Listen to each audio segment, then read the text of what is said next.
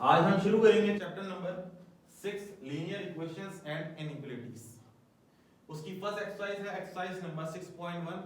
आपको मालूम है किसी भी एक्सरसाइज को शुरू करने से पहले हम उसके इंट्रोडक्शन पे बात करते हैं कि इस एक्सरसाइज में हम क्या क्या पढ़ने वाले हैं। तो आज हम एक्सरसाइज नंबर 6.1 का इंट्रोडक्शन पढ़ेंगे, उसको समझने की कोशिश करेंगे, उसमें जो जो टॉपिक्स हैं इंशाल्लाह उसको डिस्कस करेंगे। तो शुरू करते हैं अपनी एक्सरसाइज नंबर 6.1 के इंट्रोडक्शन। चैप्टर के नाम से शुरू करेंगे। चैप्टर का नाम है लीनियर इक्वेशंस इनइक्वालिटीज।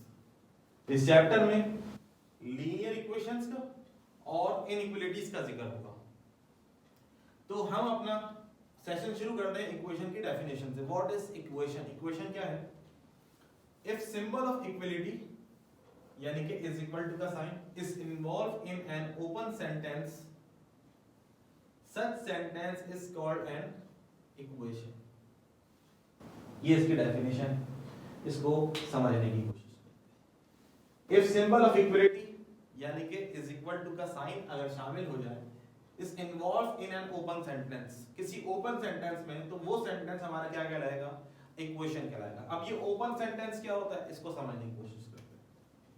एग्जांपल्स, यहां पर हम दो किस्म के सेंटेंसेस का जिक्र करेंगे, clause sentence, open sentence. Clause sentence क्या होता है और ओपन सेंटेंस क्या होता है, इसको समझने की कोशिश करते हैं। 5 + 3 = 8, बिल्कुल ऐसे ही होता है। 2 + 7 = 9, 3 + 4 = 5, नहीं, ये गलत है। 9 + 2 = 13, ये भी गलत है। These sentences are called closed sentences। closed, spelling में लिख दे तुम, क्लोज्ड सेंटेंस। क्लोज्ड सेंटेंसेस वो होते हैं या तो वो सही होते हैं या वो कंफर्म गलत होते हैं। जैसे अगर इन दोनों की एग्जांपल्स की बात करें तो ये दोनों सही, इन दोनों की बात करें 3 + 4 तो ये 5 नहीं होता, 9 + 2 तो ये 11 होता है, यहाँ 13 लिखा हुआ है। तो ये चारों एग्जांपल्स हमारे रिलेट कर रही हैं क्लोज सेंटेंस। क्लोज सेंटेंस उन सेंटेंस को कहा जाता है जिनके बारे में हमें मालूम होता है या तो वो सही है या फिर वो गलत है। ओपन सेंटेंसेस क्या होते हैं? ओपन सेंटेंस वो होता है, जैसे मिसाल के तौर पे ये एग्जांपल, हमारा टॉपिक जो है वो ओपन सेंटेंस है। तो अब हम बात करेंगे ओपन सेंटेंस। ओपन सेंटेंस क्या होता है? ऐसा सेंटेंस जिसके अंदर एक अननोन वेरिएबल शामिल होता है, जो हमारे सेंटेंस को ट्रू और फॉल्स दोनों बना सकता है। जब तक इस x की वैल्यू अननोन है, जब तक हमें नहीं मालूम, क्या नहीं मालूम कि यहां पर x की क्या वैल्यू आएगी। बात आ गई समझ में? अभी हमारी नजर में ना तो ये सही है ना तो ये गलत है। कब तक? जब तक इसके अंदर क्या शामिल है? एक अननोन वेरिएबल शामिल है। इसकी अगर बात करते हैं तो ये बिल्कुल क्लोज सेंटेंस है, बिल्कुल सही बात है। ये दोनों हाँ बिल्कुल सही है, ये दोनों कंफर्म क्या है? बिल्कुल गलत है। लेकिन इसके बारे में हम उस वक्त तक कुछ नहीं कह सकते जब तक हम x की वैल्यू को फाइंड आउट ना कर लें। These type of sentences are called open sentence। दोबारा आते हैं definition. If symbol of equality is involved in an open sentence, इस ओपन सेंटेंस के अंदर क्या चीज शामिल हो गई? इज इक्वल टू का साइन। तो अब ये ओपन सेंटेंस क्या बन जाएगा? इक्वेशन बन जाएगा। क्या बन जाएगा? इक्वेशन। आमतौर पे अगर आसान लफ्जों में गुफ्तगू फरमाऊं आपसे इक्वेशन, तो भाई इक्वेशन जो होती है उसके अंदर हमारे पास कुछ बेसिक ऑपरेटर्स होते हैं, कुछ वेरिएबल्स होते हैं, कुछ कांस्टेंट होते हैं, कुछ कोफिशिएंट होते हैं। इन सब का मिक्सचर जो होता है वो एक इक्वेशन होती है। जैसे मिसाल के तौर पे 2x + 3 = 4, ये क्या है? ये हमारे पास एक इक्वेशन लिखी हुई है।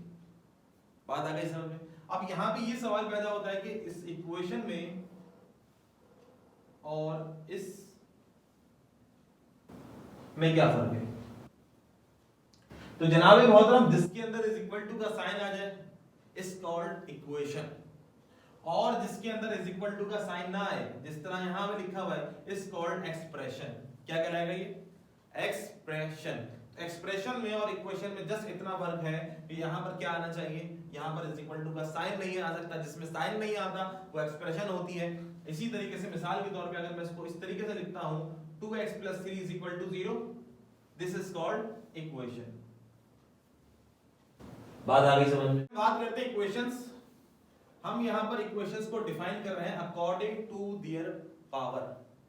एक्सपोनेंट। इक्वेशन को और भी मुख्तलिफ तरीकों से डिफाइन किया जा सकता है, ट्रिग्नोमेट्रिक इक्वेशंस, रेडिकल इक्वेशंस। तो यहाँ पर बेसिकली हम जो डिफाइन कर रहे हैं इक्वेशंस को, वो अकॉर्डिंग टू देयर पावर, इनकी पावर के हिसाब से हमने इनका भी यहाँ पे इसको डिस्ट्रीब्यूट किया है। Linear equation, quadratic equation, cubic equation, quartic, QUARTIC, quartic और बाई क्वाड्रेटिक। अब इसको समझ लेते हैं। यहां पर चार इक्वेशंस को हमने डिफाइन करने की कोशिश की। लीनियर इक्वेशन ऐसी इक्वेशन होती है जिसमें वेरिएबल की x प्लस वाई, ये क्या है हमारे पास वेरिएबल्स हैं। अब यहाँ पे क्योंकि ये लफ्ज बार बार हमें पढ़ने का मौका मिलेगा, वेरिएबल, इसको समझ लीजिए वेरिएबल किसको कहते हैं और क्यों कहते हैं। आमतौर पे हम इंग्लिश अल्फाबेट्स को मैथ्स में जब इस्तेमाल करते हैं तो उसको वेरिएबल्स कहते हैं। क्यों कहते हैं इसको समझ लीजिए। वेरी का मतलब होता है जो बार बार अपने आप को क्या करे, चेंज करे। वेरी का क्या मतलब होता है, वेरिएशन, तब्दीली। एक्स वेरिएबल क्यों कहते हैं, इसलिए कहते हैं क्योंकि एक्स अपने आप को बार बार चेंज करता है। क्या मुराद, जैसे मिसाल के तौर पे हमने एक क्वेश्चन पढ़ा x + 2 = 3, तो भाई इसका आंसर क्या आएगा 1। हमने एक और सवाल पढ़ा x + 4 = 9, इसका आंसर क्या आएगा 5।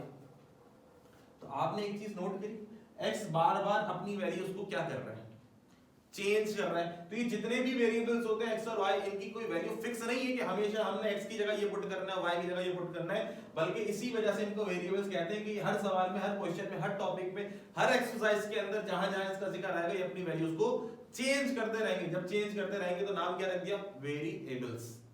बात आ गई समझ में। क्वाड्रेटिक इक्वेशन, अच्छा ये लीनियर इक्वेशन है 2 वेरिएबल्स पे, हम आसान कर देते हैं 1 वेरिएबल पे ही बात कर लेते हैं। अभी हम बेसिक पढ़ रहे हैं तो बिल्कुल 1 वेरिएबल पे बात करते हैं। x + 3 = 11 is called linear equation. क्यों, क्योंकि इसके अंदर वेरिएबल की जो पावर इस्तेमाल की गई है वो क्या है, हाईएस्ट 1। Quadratic x² + 2x + 3 = 0। अब ये देख रहे हैं इसमें हाईएस्ट पावर कितनी है 2, इज कॉल्ड क्वाड्रेटिक इक्वेशन। हम अपनी 9th क्लास में इंशाल्लाह इन तीनों इक्वेशंस को मजीद तफसील से डिस्कस करेंगे। Cubic x³ - 27 = 0। बोले सर इसमें x तो आया ही नहीं, कोई फर्क नहीं पड़ता कि जरूरी नहीं कि इस क्यूबिक इक्वेशन के अंदर x भी आएगा, x² भी आएगा। हाईएस्ट पावर देखनी है कितनी आ रही है 3, इज कॉल्ड क्यूबिक इक्वेशन, अगर पावर 3 है तो। क्वार्टिक और बाई क्वाड्रेटिक x4 - 16 = 0, इसकी पावर देखेंगे कितनी 4। This equation is called quartic और बाई क्वाड्रेटिक। क्लियर, आगे चलें। एक्सरसाइज नंबर 6.1 में हमें कुछ इस टाइप के क्वेश्चन मिलेंगे, इसी से रिलेटेड हम कुछ एग्जांपल्स को सॉल्व करने की कोशिश करेंगे। क्लियर। 1/4x = 2 दरअसल एक पाकिस्तानी मेथड है जिसको हम आमतौर पर इस्तेमाल करते हैं और हम लोगों को तकरीबन वही मेथड आता है। ये 4 यहाँ डिवाइड हो रहा है, इसको यहाँ ले जाए तो इसके साथ क्या हो जाएगा, मल्टीप्लाई। ऐसे ही पढ़ते हैं। दरअसल अगर ओ लेवल्स की बुक में इसका जिक्र देखें तो ये इस तरीके से नहीं बताया जाता कि इसको वहां ले जाए तो मल्टीप्लाई हो जाएगा, उधर जाएगा तो प्लस हो जाएगा, उधर जाएगा तो माइनस, बल्कि इसका सही तरीका ये है कि अगर ये 1/4x = 2 लिखा हुआ है और हम चाहते हैं कि हमें x की वैल्यू फाइंड आउट करनी है, तो ये 4 इसके साथ क्या हो रहा है, x के साथ ऑब्वियसली डिवाइड हो रहा है। इस 4 को कैंसिल करने के लिए दोनों तरफ हमें 4 से मल्टीप्लाई कराना पड़ेगा। 4 से 4 कैंसिल तो x की वैल्यू आ गई 8। यह है स्टैंडर्ड ओ लेवल्स की बुक में जो मेथड डिफाइन किया गया है वो तरीका। लेकिन हमें आमतौर पे जो मेथड आता है वो क्रॉस मल्टीप्लाई, वो भी सही है, आंसर उससे गलत नहीं आएगा, लेकिन जेन्युइन तरीका ये है कि इसको इस तरीके से सॉल्व किया जाएगा। जैसे मिसाल के तौर पे 3x = 6, हमें क्या मालूम करना है, अब हमें मालूम है 3 से मल्टीप्लाई है, इधर जाके क्या करवा दें, डिवाइड करवा दें। तो तरीका ये नहीं है, बल्कि तरीका क्या होता है, divide by 3 on both side. ये 3 से 3 कैंसिल, यहां क्या आया x, और इसको जब कैंसिल करेंगे तो क्या आएगा 2। आंसर दोनों से वही आएगा। मैं सिर्फ आपको डिफरेंस समझा रहा हूं कि असल में होता ये है, और हमने जो बनाया वो मेथड वो क्रॉस मल्टीप्लाई वाला है कि क्रॉस करवा दो तो आंसर हो जाता है। अब जैसे ये हमें यहाँ पे क्या मालूम करना है, x मालूम करना है। इस x के साथ 5 क्या हो रहा है, प्लस। अब हमने पढ़ा ये कि +5 को उधर ले जाओ, +5 को इज इक्वल टू के बाद शिफ्ट करवा दो तो +5 उधर जाके क्या हो जाता है -5। इसका सही तरीका ये है 5 + x = 6। ये वहां ले जाने की जरूरत नहीं है, बल्कि +5, ये इसकी साइन क्या है, अब ये तो मालूम होना चाहिए इसकी साइन क्या है। अब +5 कोई साइन नहीं लगी इससे पहले, तो कौन सा साइन होगा, यकीनन +5 होगा। इस +5 को कैंसिल करने के लिए हमें क्या ऐड कराना पड़ेगा, -5 इधर भी, -5 इधर भी, तो ये -5 + 5 कैंसिल हो जाएगा और 6 - 5 क्या आ जाएगा, 1 आ जाएगा। लास्ट एग्जांपल देखते हैं, x - 3 = 9। -3 किससे कैंसिल होता है, +3 से, तो +3 करवा दीजिए दोनों तरफ, यानी कि दोनों तरफ ऐड करवा दीजिए, तो यहां आ जाएगा -3 + 3 0, 9 + 3 12। इन एग्जांपल्स को समझाने का हरगिज ये मतलब नहीं है कि आपने अब जो क्वेश्चन करने हैं वो इसी मेथड से करने हैं। मैंने सिर्फ ये बताया है कि हम आमतौर पे जो मेथड इस्तेमाल कर रहे होते हैं वो ये है कि -3 उधर चला जाएगा, +3 हो जाएगा, लेकिन जेन्युइन मेथड जो ओ लेवल्स की बुक में डिफाइन किया गया वही तरीका है। -3 को अगर कैंसिल करना चाहते हो तो +3 से कैंसिल होगा, याद रखिएगा। दरअसल बेसिक अगर ऑपरेटर्स हैं तो वो 2 ऑपरेटर्स हैं। अब आप सोच रहे हो कि सर ने क्या कह दिया, हम तो 4 ऑपरेटर पढ़ते हुए आ रहे हैं, प्लस माइनस मल्टीप्लाई डिवाइड। दरअसल 2 बेसिक ऑपरेटर हैं, और वो 2 बेसिक ऑपरेटर कौन कौन से हैं याद रखिएगा, एक प्लस का और दूसरा मल्टीप्लाई का। इस प्लस के इनवर्स का नाम रख दिया गया माइनस, और इस मल्टीप्लाई का जो इनवर्स होता है उसका नाम रख दिया गया हमने डिवाइड। बात आ गई समझ में। दरअसल ऑपरेटर्स कितने हैं, प्लस और मल्टीप्लाई। प्लस का इनवर्स क्या होता है, माइनस। मल्टीप्लाई का इनवर्स क्या होता है, जब तो हमने यहाँ पे क्या करा है, ये -3 था तो इसका इनवर्स क्या ले लिया, ये +5 था, इसका इनवर्स क्या ले लिया, तो 0 बना देता। तो प्लस का इनवर्स माइनस होता है और मल्टीप्लाई का इनवर्स, तो ये हम आमतौर के ऊपर मैथ्स के अंदर ये बेसिक 4 ऑपरेटर्स बार बार पढ़ लेते हैं। आगे चलते हैं।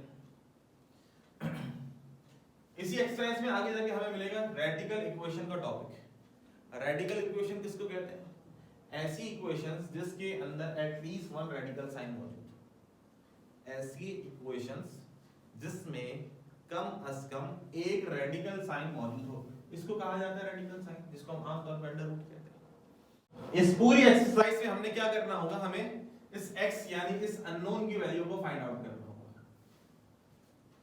याद रखिएगा ये अननोन की वैल्यू उस वक्त तक फाइंड आउट नहीं की जा सकती जब तक इसके ऊपर से रूट ना हटाया जाए।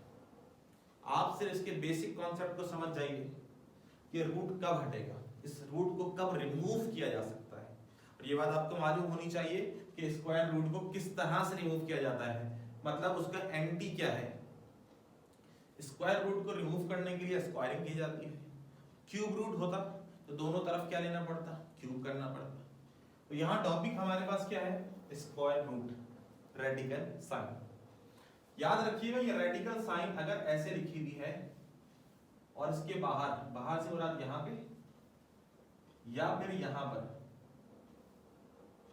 कुछ लिखा हुआ है, तो याद रखिएगा हम इस वक्त इसकी स्क्वायरिंग नहीं कर सकते। हम इस वक्त इसकी स्क्वायरिंग नहीं कर सकते। स्क्वायरिंग के लिए बुनियादी नुक्ता, बेसिक पॉइंट यह है कि इस रूट के बाहर यहां पर और यहां पर प्लस माइनस के ऑपरेशन में कोई टर्म नहीं होनी चाहिए। यहां पर सिर्फ और सिर्फ अगर रेडिकल साइन होगी तो हम इसकी स्क्वायरिंग कर सकते हैं, अदरवाइज हम इसकी स्क्वायरिंग नहीं कर सकते। और अगर मिसाल के तौर पे यही वाली इक्वेशन की बात कर लें, x + 5 = 4, तो सवाल ये होता है कि हम इसकी इक्वेशन की स्क्वायरिंग कर सकते हैं। जी हाँ, बिल्कुल कर सकते हैं। ये देखिए क्यों कर सकते हैं, क्योंकि इस रेडिकल साइन के बाहर प्लस और माइनस में कोई भी टर्म मेंशन नहीं है। एक और एग्जांपल देखते हैं, x + 5/10 = 4।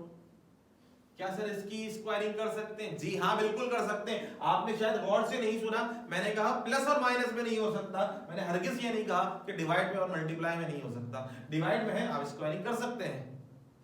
जैसे मिसाल के तौर पे = 100। क्या सर इसकी स्क्वायरिंग ऑन बोथ साइड कर सकते हैं? जी हाँ, बिल्कुल कर सकते हैं।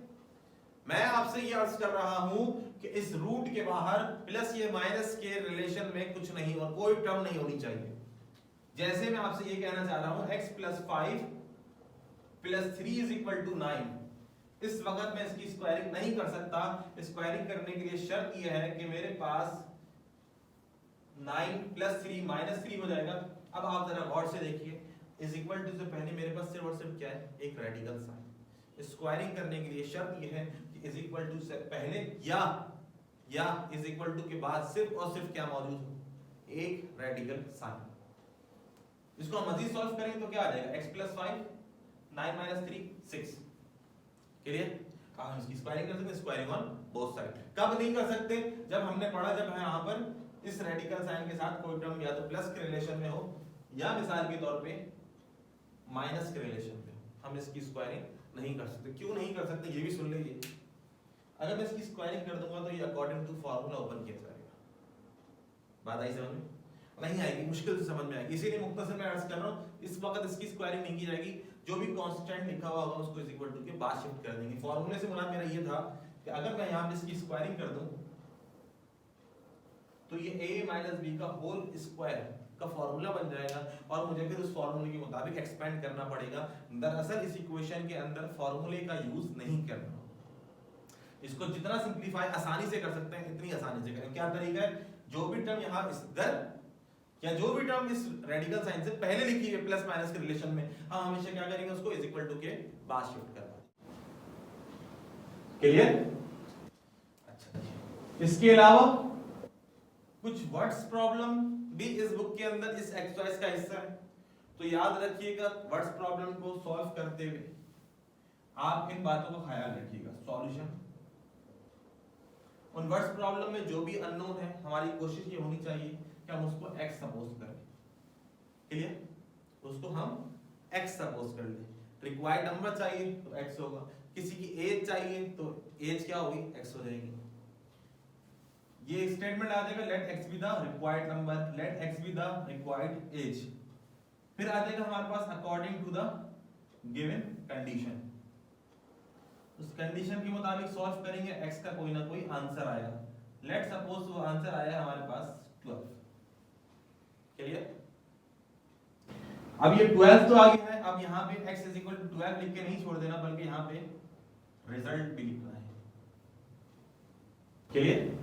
आपके पास जितने भी वर्ड्स प्रॉब्लम जिस सब्जेक्ट में आए तो याद रखिएगा उसके आखिर में रिजल्ट जरूर लिखिएगा। लेट सपोज इसने हमसे कहा था फाइंड द नंबर, तो आखिर में मैं लिख दूंगा रिजल्ट के अंदर द रिक्वायर्ड नंबर इज 12। आप भी कोशिश कीजिएगा आप भी अपने रिजल्ट को बेहतरीन अंदाज में लिख सकें। क्लियर हो गई बात? अच्छा, यहाँ मैं आपसे एक बात कहना भूल गया, मैं यहाँ पे रिपीट कर देता हूँ। इसी टॉपिक को करते हुए हमने एक बात इसका और ख्याल रखना है, यहाँ पर इसको जब सॉल्व कर ले तो इसका जब आंसर आ जाए, जो भी आंसर आए, लेट सपोज मिसाल के तौर के ऊपर हमने क्वेश्चन सॉल्व किया, वहां पर x की वैल्यू आई 9। तो इसको इन तमाम क्वेश्चन में यहाँ जो रेडिकल साइन के साथ मौजूद है हमारी बुक में, उसमें x की वैल्यू आने के बाद ये तो आगे सॉल्यूशन सेट। इसके बाद हमने एक काम और करना होगा जिसको हम कहते हैं वेरिफिकेशन, कहते हैं। तो हमने इस x की वैल्यू को इस क्वेश्चन में दोबारा रख के देखना होगा क्या left hand side is equal to right hand side आ रहा है या नहीं आ रहा। अच्छा जी, यहाँ मैं आपको एक बात और बता दूं। लेट सपोज कि अगर हम इस इक्वेशन को सॉल्व करते हैं स्क्वायरिंग ऑन बोथ साइड, तो ये हो जाएगा हमारे पास x + 5 इज इक्वल टू 4 का स्क्वायर हमारे पास आ जाएगा 16। तो x की वैल्यू आ जाएगी हमारे पास 16 - 5 इज इक्वल टू 11। क्लियर? ये हो जाएगा हमारा सॉल्यूशन सेट। लेकिन ये सॉल्यूशन सेट कब बनता है जरा समझिएगा, इस बात को समझिएगा। बताइए तो आगे x की वैल्यू सॉल्यूशन सेट, लेकिन ये सॉल्यूशन सेट है या नहीं है ये वेरिफिकेशन करने से पता चलेगा। वेरिफिकेशन का मतलब ये होता है ये जो वैल्यू आई है इसको हम क्वेश्चन में पुट करें। यहां देखिए x लिखा था, x की जगह इसकी वैल्यू पुट कर दी 11 + 5 इज इक्वल टू के बाद 4। 11 + 5 क्या होता है 16। 16 का रूट लेंगे तो क्या आएगा 4। तो ये हमारा आंसर यानी कि x की वैल्यू जो हमने फाइंड आउट करी थी वो प्रूफ हो गई कि हमने बिल्कुल सही फाइंड आउट की थी। इसी वजह से ये सॉल्यूशन सेट का हिस्सा है, अदरवाइज ये सॉल्यूशन सेट का हिस्सा नहीं बनेगा। आपने वेरिफिकेशन करनी, वेरिफिकेशन करने के बाद अगर लेफ्ट हैंड साइड बराबर आ जाए राइट हैंड साइड के, इसका मतलब यह है कि आपका सॉल्यूशन सेट बिल्कुल दुरुस्त है। क्लियर? अब यहां पर मैं आपको एग्जांपल के तौर पे एक क्वेश्चन समझाने की कोशिश करता हूं जो कि बहुत ही ज्यादा बेसिक कॉन्सेप्ट है, जो आगे भी बहुत सवालों में आपको काम आने वाला है। लेट सपोज हमारे पास ये क्वेश्चन है x + 4 2 + 3 उधर उस तरफ चला जाएगा, इज इक्वल टू के बाद शिफ्ट हो जाएगा तो ये -3 हो जाएगा। x + 4 = 2 - 3 - 1। अब अगर इसको देखें तो हम इसकी स्क्वायरिंग कर सकते हैं। अगर हम इसको देखें तो हम इसकी स्क्वायरिंग कर सकते हैं, लेकिन अभी हमने स्क्वायरिंग नहीं करी, इसका सॉल्यूशन सेट नहीं आया। लेकिन मैं आपको ये बता देता हूं कि इसका सॉल्यूशन सेट नहीं आएगा। तो आप सोच रहे होंगे कि शायद मैंने किसी कॉपी में पहले से लिख के देख लिया होगा, लिख के कर लिया होगा, और मैं आपसे कह रहा हूं इसका सॉल्यूशन सेट नहीं आएगा। आपके सामने करके देखते हैं। स्क्वायरिंग ऑन बोथ साइड, तो जाएगा x + 4 -1 का स्क्वायर 1, तो 1 - 4 ये आ जाएगा -3। ये आ गया। x की वैल्यू इसको रख के देखते हैं क्वेश्चन में। क्वेश्चन में था x + 4, x की जगह -3 + 4 + 3 = 2। 4 - 3 क्या होता है? 1 होता है, +3 = 2। 1 का रूट लीजिए, क्या आएगा? 1 आएगा, +3 = 2, क्या आ गया? 4 = 2। आप मुझे बताइए क्या left hand side right hand side के बराबर आ रही है जैसे कि इस क्वेश्चन में आई थी? तो जवाब होगा हरगिज नहीं आ रही। फिर आप ये सोच रहे होंगे कि मुझे कैसे पता चला इसका सॉल्यूशन सेट नहीं आएगा? तो दरअसल मुझे ऐसे पता चला कि एक छोटा सा बेसिक कॉन्सेप्ट है, आप इस सब को मत समझिएगा, ये कुछ भी नहीं है इसमें समझने के लिए, इससे और सिर्फ टाइम का ज़िया है। आप इस कॉन्सेप्ट को समझिए और अपने सॉल्यूशन सेट को वहीं पर स्टॉप कर दीजिए। अगर इस तरीके से कोई कंडीशन आ गई है, ये कंडीशन आपसे क्या कहना चाह रही है? ये कंडीशन ये कहना चाह रही है √x + 4 = -1। इस x इधर x की जगह पर कुछ भी पुट कर दो, और सुनिए, इस x की जगह पर कुछ भी पुट कर दो, उसको 4 में प्लस करो, 1 2 3 4 कुछ भी पुट कर दो, उसको किस में प्लस करो? 4। जब उसका रूट लोगे तो आंसर किस में आएगा? माइनस में। मैंने हरगिज ये नहीं कहा कि 1 आएगा, मैं 1 की बात नहीं कर रहा, मैं माइनस की बात कर रहा। इज इक्वल टू के बाद अगर माइनस आ गया स्क्वायरिंग करने से पहले, जैसे मिसाल के तौर पे एक एग्जांपल और देखते हैं। अगर ये लिखा हुआ था x + 7 = -9, तो मुझे मालूम है इसका आंसर, इसका सॉल्यूशन सेट नहीं है, इसका सॉल्यूशन सेट एम्प्टी है, इसका सॉल्यूशन सेट एम्प्टी आएगा। मैं रिपीट कर दूं फिर, क्यों? क्योंकि इस रेडिकल साइन के अंदर लिखे जाने का मतलब ये है कि जब इसका रूट लो तो याद रखिएगा, जब भी किसी नंबर का रूट लिया जाता है उसका आंसर हमेशा पॉजिटिव मिलता है। उसका आंसर हमेशा हमेशा हमेशा क्या मिलेगा? पॉजिटिव मिलेगा। इस वक्त हम जिस मैथ्स की बात कर रहे हैं, जिस नंबर्स की बात कर रहे हैं, वो रियल नंबर का टॉपिक है। बात आ गई समझ में? इस वक्त हमारा टॉपिक कॉम्प्लेक्स नंबर नहीं है, इमेजिनरी नंबर्स नहीं है। क्या आप सोचें नहीं सर वहां पे तो वहां की तो बात ही नहीं हो रही, ये एक्सरसाइज हमारी रिलेट कर रही है एक्सरसाइज 6.1 जो है रियल नंबर से। फिर मैं बता दूं, इस जगह पर इस रूट के अंदर आप कुछ भी पुट करके देख लें तो आपका आंसर कभी भी माइनस में नहीं आएगा। तो जब माइनस में नहीं आएगा तो यही वजह है कि इसका सॉल्यूशन सेट, जब हमने इसकी x की वैल्यू पुट करी तो left hand side right hand side के बराबर नहीं आ रही। तो ये क्या कहना चाह रहा है? कहना ये चाह रहा है कि दुनिया में आज तक ऐसा कोई नंबर नहीं बना कि जब इसका रूट लो तो आंसर किस में आए? माइनस में। जब इसके अंदर कुछ भी चले, मैं आपके सामने मिसाल के तौर पे ये रख देता हूँ, x की जगह पे रख देता हूँ -3। पता है 4 - 3 क्या होता है? 1 होता है। 1 का रूट लेके आएगा 1। ये क्या कहना चाह रहा है? -1। तो जनाबे मोहतरम 1 तो आ जाएगा, मैं नहीं कह रहा कि 1 नहीं आएगा, 1 तो आ जाएगा। मसला क्या है? माइनस नहीं आएगा। और आप अपने दिमाग से सोचते जाइए, रखते जाइए, आपको हमेशा नंबर कैलकुलेटर में इसका स्क्वायर रूट लीजिए, कभी भी आंसर आपको नेगेटिव नहीं मिलेगा। जब नहीं मिलेगा तो इसका मतलब दुनिया में ऐसा कोई नंबर रियल नंबर्स के अंदर एग्जिस्ट नहीं करता कि जिसका रूट लेने से आंसर क्या आ जाए? नेगेटिव। यही वजह है कि इसका हमारा सॉल्यूशन सेट क्या आएगा? एम्प्टी आएगा। ऐसा कब कब पॉसिबल है? जब रेडिकल साइन लगी हुई इज इक्वल टू का साइन और इज इक्वल टू के बाद माइनस हो। इधर कुछ भी हो सकता है, 9 भी हो सकता है, 19 भी हो सकता है, 190 भी हो सकता है। आपका इन नंबरों से कोई ताल्लुक नहीं, आपका इस साइन से ताल्लुक है। यहाँ पे इज इक्वल टू के बाद माइनस मिला, वो सॉल्यूशन सेट वहीं पे खत्म हो गया, वहीं पे उसका आंसर आ गया solution set is not possible. फिर भी आप करके देखना चाहें क्या वाकई ऐसा होता है तो आप करके देख लीजिए, कभी भी left hand side right hand side के बराबर नहीं मिलेगी आपको। क्लियर? एक्सरसाइज नंबर 6.1 के इंट्रोडक्शन में इतना ही। इंशाल्लाह फिर बाकायदे इस एक्सरसाइज का आगाज करेंगे अपने नेक्स्ट सेशन में। अपना ख्याल रखिएगा। अल्लाह हाफिज।